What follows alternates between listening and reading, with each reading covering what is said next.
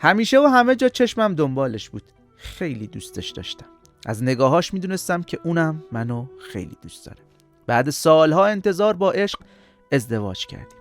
خوشبخت بودیم، اما هیچ وقت نتونستیم از کنار با هم بودن لذت ببریم، چون باید پولامون رو پس انداز میکردیم واسه خرید خونه، ماشین، گرفتن عروسی. همیشه هر چیزی رو که دوست داشتیم میگفتیم الان نه، بعد از عروسی، الان باید خونه بخریم.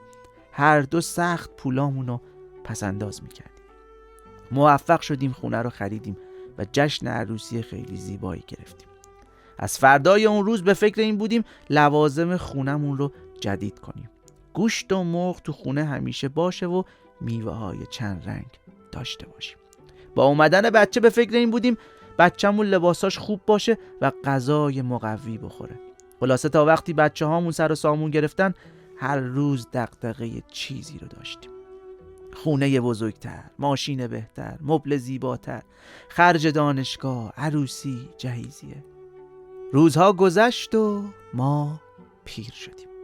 ما موندیم و یک خونه بزرگ و یک ماشین پارک شده توی پارکینگ که استفاده نمی شد و بچه هایی که درگیر زندگی خودشون بودن.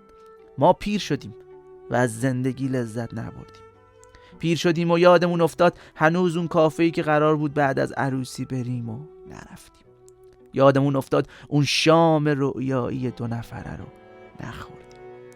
یادمون افتاد پارک سر کوچه رو هم نرفتیم. یادمون اومد نرفتیم سینما تا فیلم کمدی ببینیم.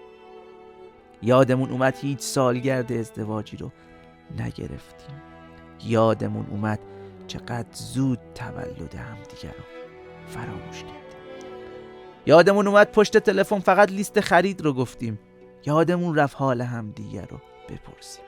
یادمون اومد چقدر دوستت دارم بود که باید هر روز میگفتیم و نگفتیم. یادمون اومد چقدر بوسه بود که موند رو دستامون. یادمون اومد چقدر وقت بود که همدیگر رو در آغوش نگرفته بودیم. یادمون اومد عکسای 2 نفرمون رو نگرفتیم. از این زندگی ما فقط یاد گرفتیم داشتن خونه و ماشینش رو. هیچ کدوم نمیخوایم خوشبخت باشیم. درست ریخت و پاش و ولخرجی خوب نیست، اما نه اینجوری. از من به شما نصیحت، از الان کافه های زندگیتون رو برین، فردا دیره. با همسرتون شام برین رستوران، لباسای قشنگتون رو براش بپوشید. هر روز هم دیگر رو ببوسید، حتی اگه شده یک بوسه. شب رو فقط در کنار اون صبح کنید. تولدها رو فقط با یک کیک یا یه شاخه گل بگیرین.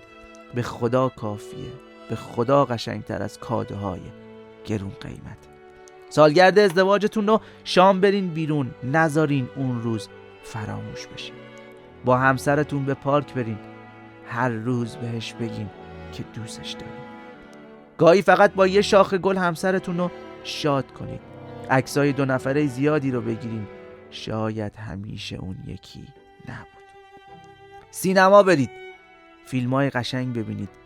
با همین چند تا مورد زندگی قشنگ میشه. وقت زیادی هم نمیخواد، هزینه زیادی هم نمیخواد. ماهی 1 بار به کافه برین، مطمئن باشید با پولش پادشاه نمیشید.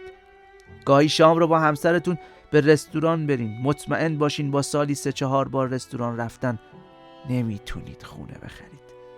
تولد فقط سالی 1 باره. سالگرد ازدواجتونم همینطور ساده برگزارش کنیم.